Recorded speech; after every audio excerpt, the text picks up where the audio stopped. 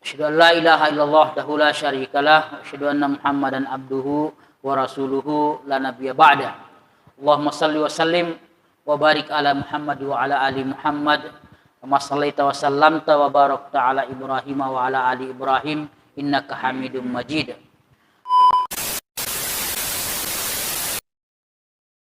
Orang yang ingin menghajikan orang lain. Ini sudah kita singgung pada pertemuan yang lalu, bahwa ada beberapa kondisi di mana seseorang itu boleh dihajikan atau diwakili untuk berhaji. Kondisi pertama adalah kalau orang itu sudah meninggal. Kondisi kedua adalah kalau orang itu sudah sepuh dan secara fisik tidak mungkin lagi untuk bisa melakukan perjalanan atau untuk menunaikan ibadah haji. Atau mungkin mungkin masih muda, belum sepuh, tapi kemudian dia mengidap penyakit yang lumpuh misalnya, yang lumpuh, atau penyakit yang lain yang secara medis tidak diharap lagi kesembuhannya. Jadi secara medis tidak diharap lagi kesembuhannya. Nah, kondisi-kondisi seperti ini atau orang-orang seperti ini yang kemudian boleh dihajikan. Lalu kita ingin bicara tentang orang yang boleh menghajikan orang lain atau yang mewakili dalam pelaksanaan haji bagi orang lain atau orang yang tiga jenis orang tadi itu. Sebab kalau orang itu masih walaupun dia tidak punya kemampuan secara finansial, tapi dia masih sehat walafiat, dia masih secara umur masih muda, dan seterusnya, maka tidak boleh diwakili untuk berhaji. Misalnya kita yang hadir di sini itu belum boleh diwakili untuk berhaji. Tidak boleh kita bayar orang untuk menghajikan kita di sana, itu belum bisa. Kenapa? Karena ada syarat tentang untuk dihajikan itu belum kita miliki sama sekali atau belum ada pada diri kita sama sekali. Bagi orang yang menunaikan haji untuk orang lain disyaratkan dia sudah melaksanakan haji untuk dirinya sendiri. Jadi, saudara sekalian, jika kemudian suatu waktu nanti ada di antara kita yang ingin dihajikan atau menghajikan orang tua kita yang mungkin yang sudah meninggal atau yang sudah sepuh atau yang punya penyakit yang sudah tidak diharap kesembuhannya tadi, maka kita bisa menyewa orang untuk menghajikan orang-orang tersebut dengan syarat atau dengan catatan bahwa orang yang kita sewa itu, yang kita bayar itu terlebih dahulu dia sudah melaksanakan haji tahun-tahun sebelumnya atau tahun-tahun sebelumnya. Yang kedua, ada syarat yang memang tidak tertulis. Tapi syarat itu adalah mutlak adanya bahwa orang yang menghajikan orang lain benar-benar orang itu adalah orang-orang yang jujur yang dapat dipercaya. Ini persoalan. Kan kita tidak tahu kan, kita tidak bersentuhan dengan yang bersangkutan, mungkin bisa jadi juga kita tidak ketemu dengan yang bersangkutan. Oleh karena itu yang ada di antara kita adalah saling percaya, dan yang paling utama yang harus dipercaya atau yang wajib dipercaya adalah yang orang yang akan menghajikan itu. Karena jangan sampai ada orang yang kita sewa lalu kemudian ternyata niatnya lain. Secara syara atau secara syariat pahala kita sudah sampai. Yang membayar orang atau yang menyewa orang. Tapi yang bersangkutan yang bermasalah. Nah, kita tidak ingin ada masalah di antara kita. Oleh karena itu, syarat yang tidak tertulis ini tentang kepercayaan adalah benar-benar harus ada di antara, terutama pada diri orang yang menghajikan orang lain tersebut. Oke. Kira-kira seperti itu. Ibnu Abbas meriwayatkan bahwasanya Rasulullah Shallallahu Alaihi Wasallam mendengar seseorang mengucapkan labbaika an syubrama, labbaika an syubrama. Jadi kalau kita terjemahkan, aku memenuhi panggilanmu ya Allah untuk syubrama. Berarti untuk orang lain, an syubrama. Rasulullah SAW kemudian bertanya kepadanya, apakah engkau sudah melaksanakan haji untuk dirimu sendiri? Kata orang itu, belum. Jawab laki-laki tersebut. Rasulullah kemudian bersabda, hendaknya engkau melaksanakan haji untuk dirimu sendiri, kemudian untuk syubramah. Ya, jadi itu syarat mutlak bahwa orang yang menghajikan orang lain sudah terlebih dahulu melaksanakan haji pada tahun atau tahun-tahun sebelumnya. Tahun sebelumnya. Kenapa demikian? Karena tidak mungkin melaksanakan haji di tahun yang sama untuk 2-3 orang. Nah, itu tidak mungkin. Tidak mungkin seseorang melaksanakan ibadah haji untuk lebih daripada 1 orang untuk sekali waktu haji atau sekali musim haji. Hanya bisa untuk 1 orang. Apakah untuk dirinya atau tadi untuk orang lain? Kenapa tidak bisa? Karena yang tidak bisa terulang dan tidak bisa didobel adalah wukuf di Arafah. Yang lain bisa. Orang bisa tawaf untuk 2 kali, 3 kali, berarti misalnya tawaf 21 kali berarti untuk 3 orang misalnya gitu ya. Bisa. Orang melontar jumrah, bahkan ketika kita melontar jumrah itu kita bisa mewakili orang. Misalnya ada teman kita yang kurang sehat, tinggal di tenda, tinggal bawa kerikilnya, kemudian nanti kita yang melempar atau yang melontarkan jumrah untuknya. Bisa kita wakili. Tapi wukuf tidak bisa. Karena wukuf itu waktunya cuma 1 dan tidak bisa terulang, tidak bisa diulang. Wukuf itu waktunya adalah dari condong matahari, mulai masuknya waktu zuhur sampai terbenam matahari. Untuk 1 orang. Untuk 1 orang. Nah, bagaimana kalau untuk 2 orang? Nggak mungkin. Tidak mungkin. Oleh karena itu, saudara sekalian, tidak mungkin ada orang yang bisa berhaji atau menghajikan dirinya dan orang lain di waktu yang sama. Di waktu yang sama. Maka mengapa kita harus mengapa kita misalnya membayar orang? Karena ada orang yang berkorban untuk itu, yang melaksanakan wukuf di Arafah itu, wukuf di Arafah.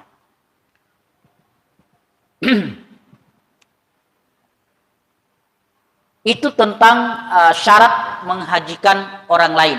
Jadi orang itu harus haji terlebih dahulu. Itu syarat yang tertulis.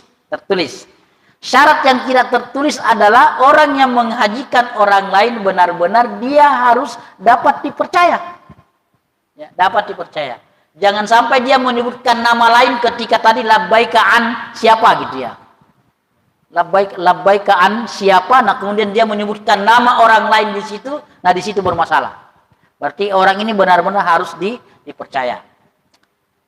Dan saudara sekalian, sekarang sudah banyak ya, sudah banyak yang bisa kita bayar. Ada cara pertama adalah misalnya kalau kita punya teman yang punya KBIH, yang pengurus haji itu ya, yang punya KBIH itu. Kan pasti dia sudah haji berulang-ulang atau bahkan mungkin setiap tahun pergi haji. Maka biasanya itu yang kita bayar. Atau orang yang punya KBIH ini mungkin punya kenalan di sana, biasanya begitu. Punya kenalan orang mukim, orang Indonesia yang mukim di sana. Yang kedua adalah mungkin kita bisa bayar mahasiswa-mahasiswa yang ada. Karena mahasiswa yang ada yang Madinah, yang Riyadh, yang Mesir misalnya, mereka semua pada tumpah ke Mekah di tahun-tahun haji itu, di tahun haji atau di bulan haji itu. Karena mereka dibayar cukup besar. Mereka dibayar cukup besar untuk selama tugas haji. Jadi mereka sambil tugas haji dibayar, sambil menghajikan orang lain dibayar lagi. Itu cara kedua. Tapi kedua cara 1 dan 2 ini tidak ada sertifikatnya. Hanya percaya saja, modalnya percaya. Percaya kepada Ustadz KBIH tadi, yang sekampung atau yang kita kenal, percaya kepada dipercaya haji sebelumnya dan dipercaya dan bersertifikat adalah kita membayar melalui yayasan yang ada di sana. Nanti saudara sekalian, kalau misalnya ada yang ingin menghajikan orang tuanya atau siapanya, misalnya tahun depan, sampaikan kepada saya, insya Allah saya bisa bantu untuk menghubungkan teman-teman yang ada di sana yang punya yayasan. Lalu kemudian nanti pas selesai tawaf ifadah, dia langsung mengirimkan sertifikatnya ke kita. Dan kalau yang yayasan yang mengurus seperti ini adalah benar-benar yayasan yang memenuhi segala kualifikasi yang ada. Karena di sana tidak ada yayasan yang bisa main-main ya. Karena kalau ada yayasan yang main-main itu langsung aturannya agak sangat ketat, aturan sangat ketat. Di tahun yang sama untuk 2-3 orang. Nah, itu tidak mungkin. Tidak mungkin seseorang melaksanakan ibadah haji untuk lebih daripada 1 orang untuk sekali waktu haji atau sekali musim haji. Hanya bisa untuk 1 orang. Apakah untuk dirinya atau tadi untuk orang lain? Kenapa tidak bisa? Karena yang tidak bisa terulang dan tidak bisa didobel adalah wukuf di Arafah. Yang lain bisa.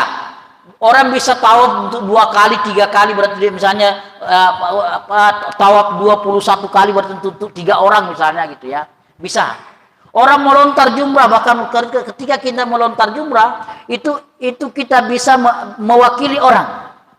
Misalnya ada teman kita yang kurang sehat, tinggal di tenda, tinggal bawa kerikilnya, kemudian nanti kita yang melempar atau yang melontarkan jumrah untuknya. Bisa kita wakili.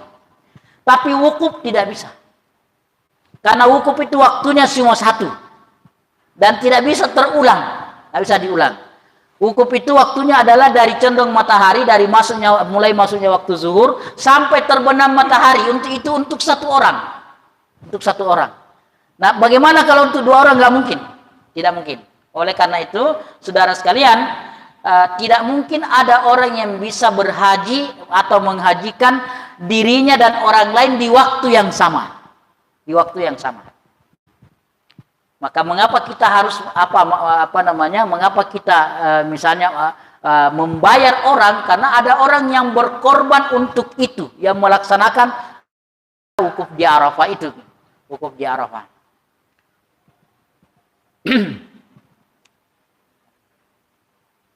Itu tentang syarat menghajikan orang lain. Jadi orang itu harus haji terlebih dahulu.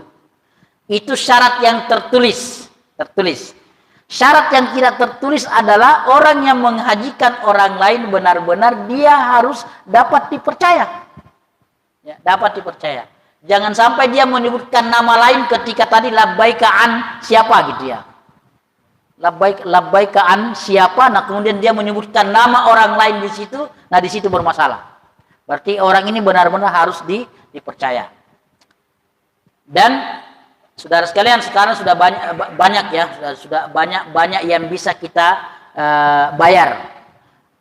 Ada cara pertama adalah misalnya kalau kita punya teman yang punya KBIH, yang pengurus haji itu ya, yang punya KBIH itu.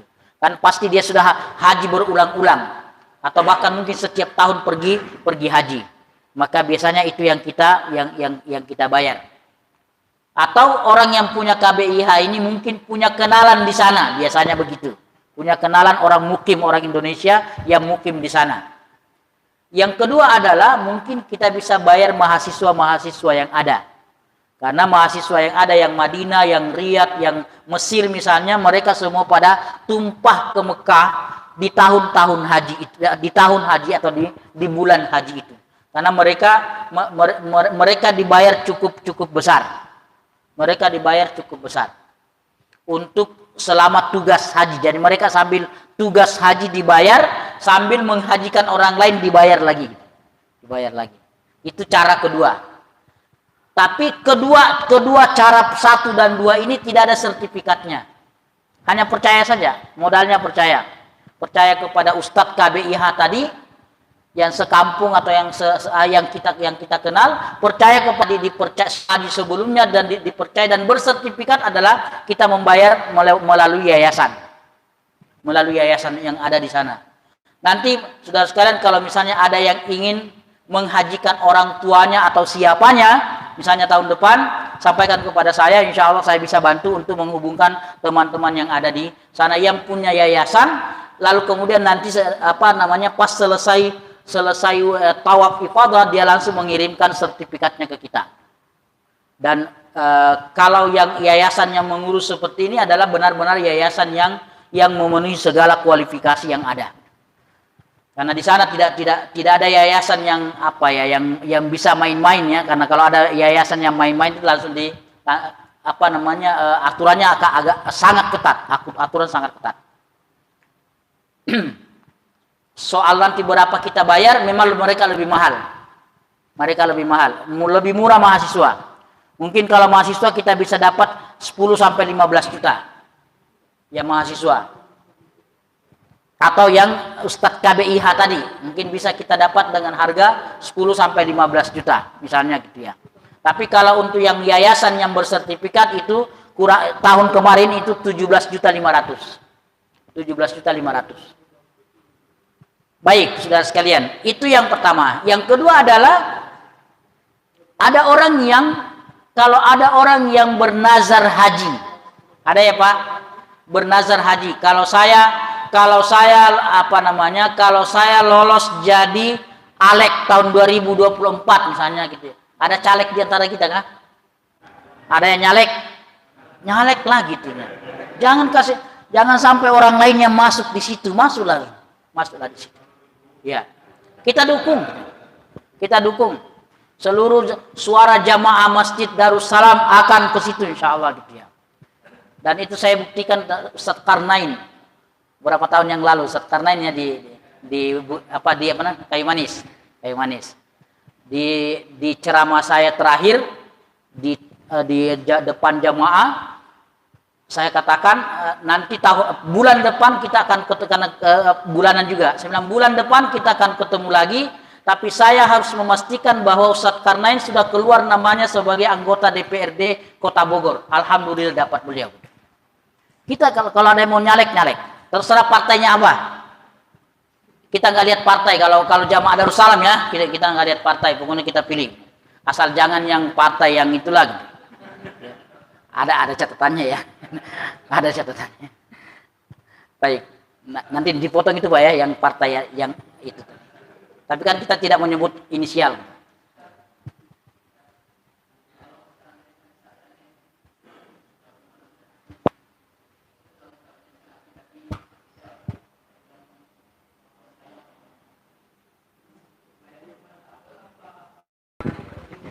Apa Pak?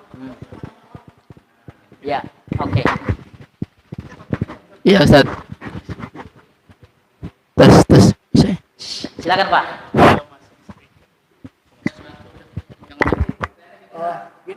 Iya. Tahun kemarin saya sudah haji umpamanya. Tahun kemarin sudah haji. Bapak? Saya. Oke, alhamdulillah. Enggak umpama nih, saya belum haji. Umpama. Amin ya rabbal alamin. Oke. Tahun ini saya berangkat lagi rencananya. Tahun berikutnya berangkat lagi. Ya, tahun berangkat lagi. Nah, sekalian sama orang tua saya menghajikan. Ya. Terus biayanya bagaimana? Double apa cukup biaya dari saya? Oh, satu aja, cuma untuk satu orang perjalanan. Kan soal yang dihajikan tidak ada urusannya dengan Departemen Agama, tidak ada urusannya dengan siapa-siapa gitu. Tapi kan kalau Bapak sudah berangkat kemarin, secara undang-undang nanti 10 tahun kemudian baru Bapak bisa daftar lagi, bukan berangkat, daftar lagi. Saya lupa Kota Bogor sudah berapa sekarang ini antriannya 12 tahun ya? 12 tahun Kota Bogor. 20. Karena kabupaten sudah 21. 21 atau 22 tahun kabupaten. Kota. Nah, Bapak berangkat tahun ini atau tahun besok misalnya, boleh daftar lagi secara undang-undang, secara aturan, boleh daftar lagi 10 tahun kemudian. 10 tahun kemudian baru boleh daftar lagi. Baru antri lagi kira-kira 40 tahun ke depan gitu ya. Kira-kira begitu. Jadi agak sulit Pak kalau misalnya orang yang baru berangkat haji kemudian akan berangkat tahun-tahun berikutnya, itu agak sulit, kecuali sekarang ada namanya haji furada, bukan lagi haji plus, Kalau haji plus masih antri 5 sampai 7 tahun. Kalau haji furoda itu tidak antri. Tidak antri kalau haji furoda. Harganya minimal 250. Harganya 250 kalau haji furoda. Itu tidak antri. Tahun ini bayar, tahun ini berangkat. Ya. Kalau yang haji plus itu masih antri 5 sampai 7 tahun. 5 sampai 7 tahun. Kalau haji reguler itu ya tergantung masing-masing kabupaten. Kabupaten kota itu beda-beda. Bogor kota tadi 20 tahun, Bogor kabupaten sudah 21 atau 22 tahun.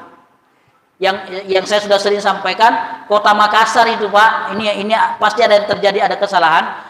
Di Kota Makassar itu antriannya sudah 92 tahun. Kota Makassar. Pemerintah harus menemukan jalan keluarnya, nggak mungkin kan? Secara logika mudah mustahil gitu, mustahil akan berangkat. Kabupaten Pindrang dan Kabupaten Bantaeng itu 40 tahun, antriannya 40 tahun. Itu kalau bayar besok 25 juta, dia akan berangkat 40 tahun kemudian. Kalau umurnya sudah 60 tahun sekarang, berarti dia berangkat di umur 100 tahun. Jadi, makanya saya selalu memprovokasi dalam tanda petik teman-teman semuanya, saudara semuanya, ayo segera daftar. Segera daftar haji. Oh masih lama Ustaz, baru berangkat 20 tahun, enggak apa-apa, pokoknya daftar aja dulu. Daftar aja dulu. Karena kalau bapak saudara tidak berangkat, akan turun ke ahli waris kita, ke anak-anak kita atau ke siapa kita dan seterusnya. Tergantung nanti siapa yang ditulis sebagai ahli waris ketika kita daftar di bank. Tapi kalau ingin menghitung keberangkatannya 20 tahun ke depan, besok hari Senin bayar 20. Jangan 29.900.000, itu belum ketemu, belum dapat porsinya.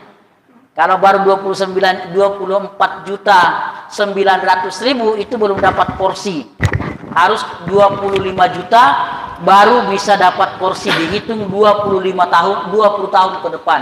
Mudah-mudahan tidak ada lagi pandemi sehingga kemudian tidak ada lagi penundaan keberangkatan. Baik. Jika ada orang yang bernazar, begitu ya Pak kira-kira ya. Tapi tidak apa-apa, itu pertanyaan Pak Bapak tadi bagus sekali, bahwa kemudian kalau Bapak sudah berangkat tahun ini, akan diingin berangkat berikutnya lagi dan ingin menghajikan orang lain misalnya, tidak ada urusannya dengan tentang pembayaran, tetap untuk satu orang Pak. Pembayaran tetap satu orang. Apakah Bapak lewat haji plus atau haji furoda, terserah. Tapi kalau akan berangkat dari jalur haji reguler sebagai peserta biasa, itu agak susah Pak. Susah untuk 2 kali. Karena kalau Bapak sudah berangkat tahun ini, baru boleh mendaftar 10 tahun kemudian. Baru boleh daftar lagi ya, untuk peserta berikutnya, antri lagi kita. Kecuali kalau Bapak berangkat sebagai petugas.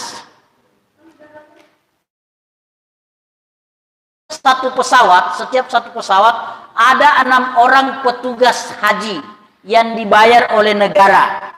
1 dokter, 2 perawat, 1 ketua kloter, 1 pembimbing haji, 1 pemantau. Apa pemantau itu ya? Pemantau. Cuma pemantau ini tergantung kebaikan hatinya gubernur atau bupati yang bersangkutan di kabupaten masing-masing. Misalnya Bapak punya hubungan baik dengan Pak Ridwan Kamil lah, udah bisa tuh. Tolong ya Pak Ridwan ini. Karena Jawa Barat itu Pak, Jawa Barat itu 93 kloter. Jawa Barat. 93 kloter. Jadi 90 berarti ada 93 pemantau yang mewakili pemerintah daerah. Provinsi punya pemantau, kabupaten juga punya pemantau. Cuma di Kota Bogor kalau tidak salah, Bogor kota itu cuma 3 kloter beberapa ya, sedikit Pak. Kalau kabupaten agak banyak, 9 kloter kalau kabupaten. Oke. Nah, kita kembali bahwa kalau ada orang yang bernazar haji, tapi dia belum haji wajib, belum pernah haji, maksudnya belum pernah haji. Misal tadi Kalau saya lolos jadi anggota dewan tahun 2024, maka saya akan haji. Itu nazar loh Pak, nazar. Tapi ternyata Bapak ditanya, apakah Bapak sudah haji? Oh, belum. Nah, belum. Mana yang didahulukan, nazar atau wajib? Harus dahulukan yang wajib dulu. Dan kalau yang wajib dilaksanakan, maka nazar juga sudah dianggap selesai. Sudah dianggap terbayarkan lah, kira-kira begitu.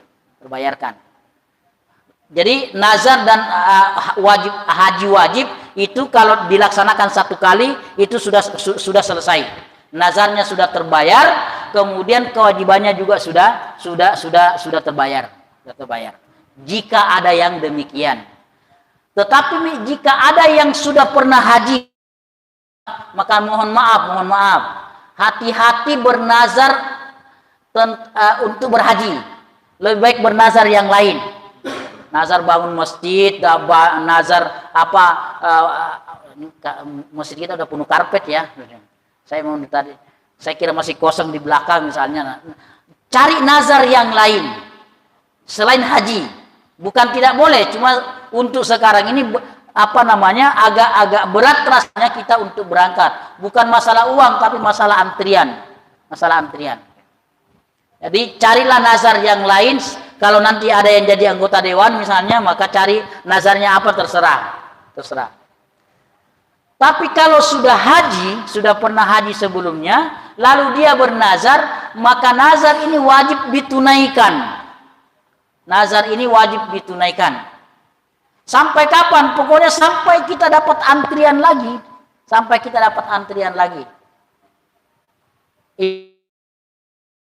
Ini kewajiban buat orang yang bernazar tersebut. Sampai dia dapat porsi, sampai dia dapat berangkat, baru selesai. Bagaimana kalau dia meninggal sebelum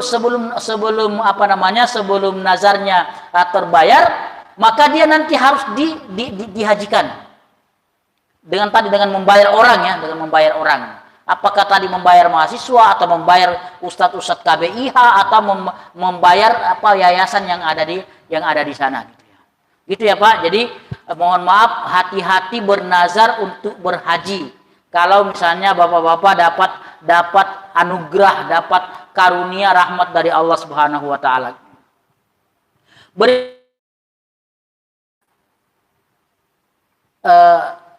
Tidak boleh ada seseorang yang berkata untuk tidak mau berhaji atau tidak mau melaksanakan haji. Saya sih tidak mau berhaji lah gitu ya. Kalimat itu tidak boleh. Mungkin alasannya adalah secara dia beralasan dari sisi finansial. Dari mana saya dapat gitu, bagaimana caranya dan seterusnya. Dengan alasan-alasan itu kemudian dia mengeluarkan atau melontarkan kalimat tertentu dan mengatakan saya tidak ingin berhaji. Nah, kalimat ini dilarang. Nabi mengatakan la sarurata fil Islam. Tidak ada sarura dalam Islam. Al-Khattabi berkata, kata as-sarura memiliki dua penafsiran. Pertama, seseorang yang tidak lagi ingin melakukan pernikahan dan lebih memilih hidup membujang sebagaimana yang dilakukan sebagian pendeta dalam agama Nasrani. Itu ya, jadi para pendeta dan para biarawati itu memang sudah mengatakan itu pilihan mereka. Itu pilihan ketika menjadi pendeta, maka satu hal yang sudah pasti bagi mereka adalah tidak boleh menikah. Bukan tidak boleh kawin ya, tidak boleh menikah. Karena ternyata ada yang tidak menikah tapi kemudian kawin ya, kawin dalam bahasa biologi ya, dalam bahasa biologi. Oke. Yang kedua adalah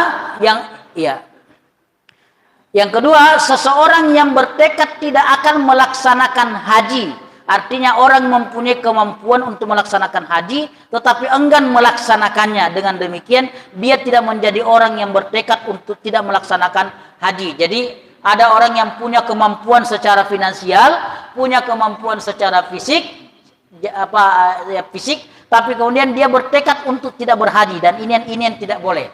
Nabi mengatakan la sarurata fil Islam. Tidak boleh ada kata atau kalimat bertekad untuk tidak melakukan sesuatu di dalam untuk tidak melakukan sesuatu. Dan sarura dalam maknanya itu memiliki dua penafsiran. Yang pertama adalah seseorang yang bertekad atau bersumpah untuk tidak menikah. Mohon maaf, bukan hanya di Nasrani, mungkin juga di kita juga ada orang yang membujang sampai bukan dan seterusnya. Memang dia tidak mau menikah. Nah, itu yang tidak boleh. Ya, tidak boleh keluar dari mulut kita atau dari mulut seseorang mengatakan saya tidak ingin menikah selama-lamanya misalnya gitu ya. Dan yang kedua adalah maknanya adalah orang itu tidak ingin berhaji meskipun dia memiliki kemampuan secara finansial dan kemampuan secara fisik. Nah, saudara sekalian, berikutnya adalah berhutang untuk haji. Tadi karena saya tadi menyebutkan angka 25 juta, lalu kemudian bolehkah saya berhutang untuk mendapatkan porsi terlebih dahulu sambil menunggu yang 20 tahun ke depan saya kemudian cicil yang untuk menyelesaikan Abdullah bin berkata, aku bertanya kepada Rasulullah tentang seseorang yang belum haji. Kemudian dia berhutang untuk menunaikan haji. Rasulullah menjawab, kemudian menjawab tidak. Rawahu Baihaqi. Jadi itu pada dasarnya seperti itu. Tapi Bapak sekalian, saat ini MUI sudah berfatwa. Saya belum tahu nomor fatwanya berapa. Mungkin bisa diakses di websitenya MUI. Fatwa tentang misalnya sekarang ini beberapa travel itu memberangkatkan orang terlebih dahulu, kemudian setelah pulang baru cicil. Apakah boleh seperti itu atau tidak? MUI membolehkan.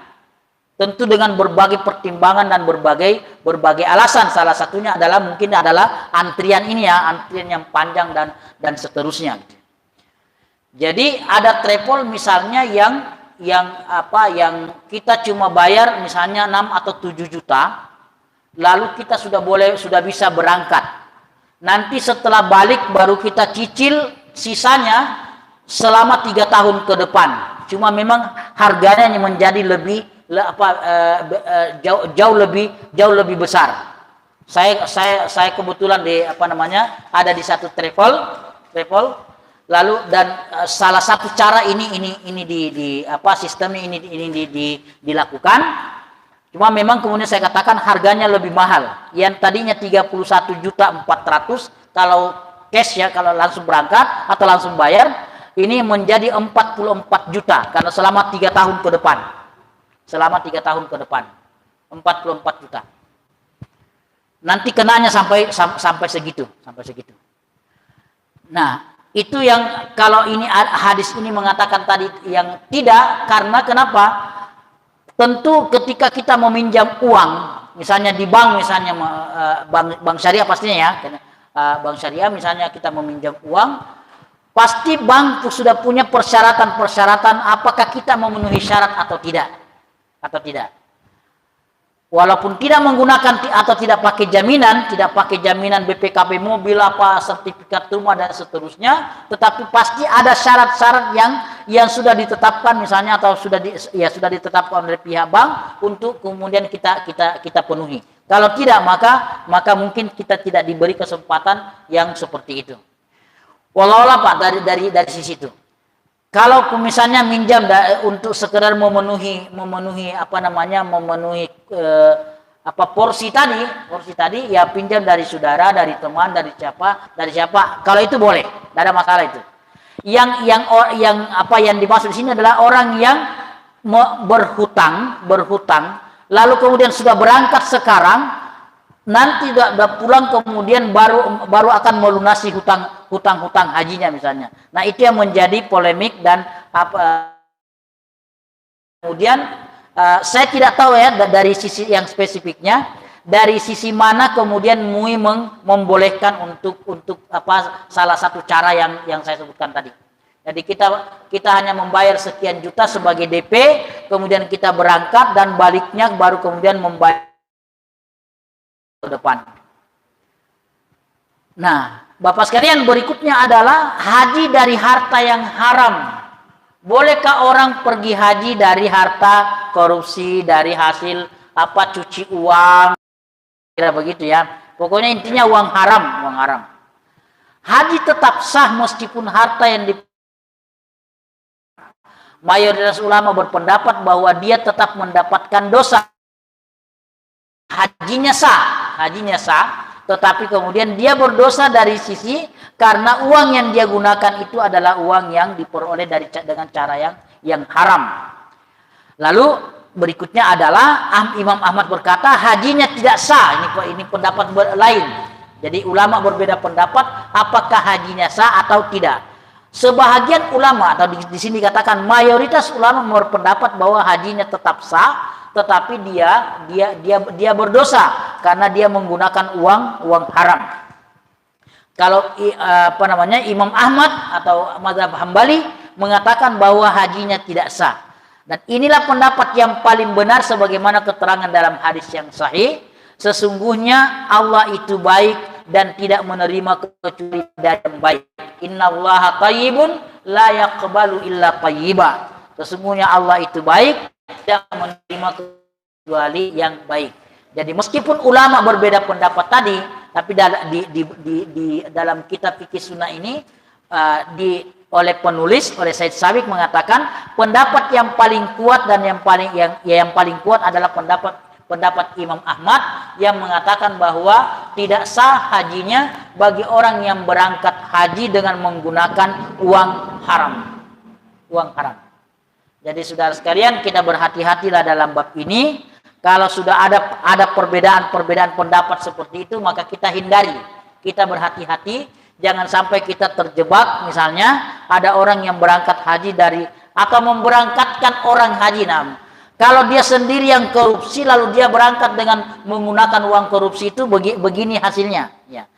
Tadi bahwa dianggap tidak sah oleh Imam Ahmad dan itu adalah pendapat yang paling kuat di antara pendapat yang ada.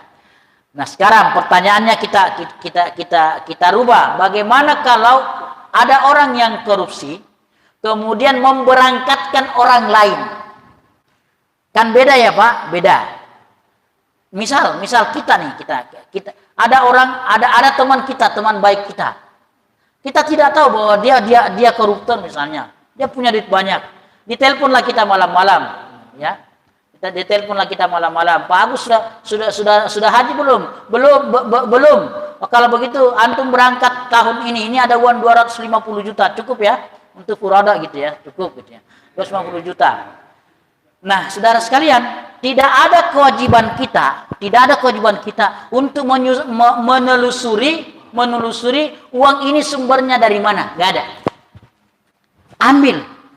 Ambil. Tutup mata istilahnya, tutup mata gitu. Jadi kita tidak dituntut untuk mencari tahu sumber uang itu dari mana. Yang kita tahu bahwa dia adalah pengusaha. Ya, dia adalah pengusaha.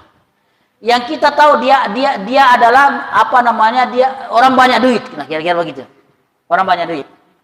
Ya, siapa tahu aja ada teman SMA kita, teman SMP kita, teman SD kita, teman kuliah kita yang tiba-tiba nelpon kita malam-malam gitu ya, nanya apakah sudah haji atau belum. Kita jawabnya belum. Kalau begitu datang besok ke kantor, ini ada uang 250 juta berangkat tahun ini insya Allah gitu. Nah, jadi bedakan yang tadi, yang dia yang korupsi, lalu dia yang berangkat sendiri menggunakan uang itu. Nah, itu yang kemudian ulama tadi berbeda pendapat bahwa hajinya sah, tapi dia tetap berdosa karena dia menggunakan uang yang haram. Tapi kemudian Said Sabiq mengatakan pendapat yang paling kuat adalah pendapat Imam Ahmad yang mengatakan bahwa hajinya pun tidak sah karena dia menggunakan dengan dalil. Dengan hadis Nabi adalah innallaha thayyibun la yaqbalu illa thayyiba. Sesungguhnya Allah itu baik dan tidak menerima kecuali yang baik. Nah, berbeda dengan yang kedua tadi, yang contoh kedua, bahwa ada teman kita yang kemudian membayarkan kita untuk berangkat haji. Saya sebagai orang yang akan diberangkatkan atau dibayarkan tidak diwajibkan oleh syariat, oleh agama untuk menelusuri dari mana uang itu gitu, atau dari mana sumber uang itu.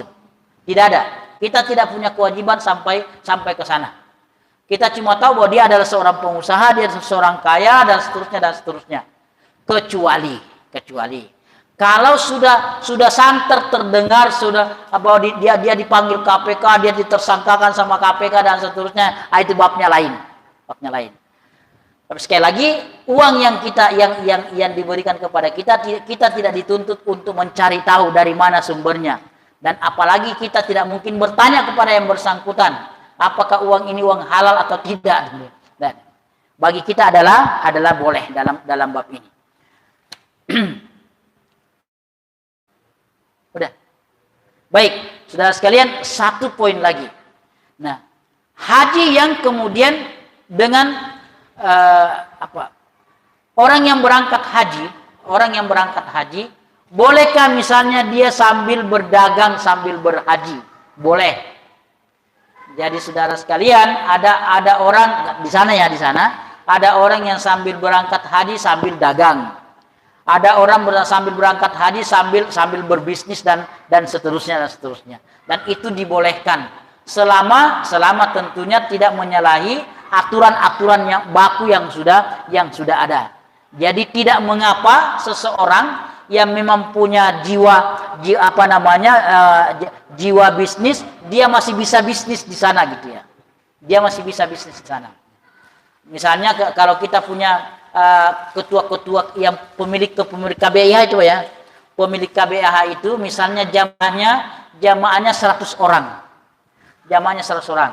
lalu dia bikin aturan, para jamaah sekalian, nanti kita akan usahakan umrah 20 kali ya, 20 kali loh Pak, bisa 20 kali umrah. Tahu Pak berapa? Setiap kali akan berangkat akan umrah itu pasti di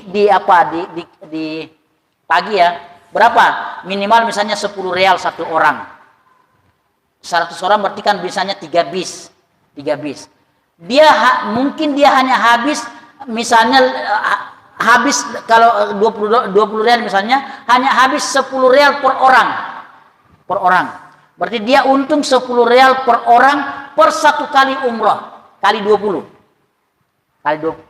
kali umrah gitu.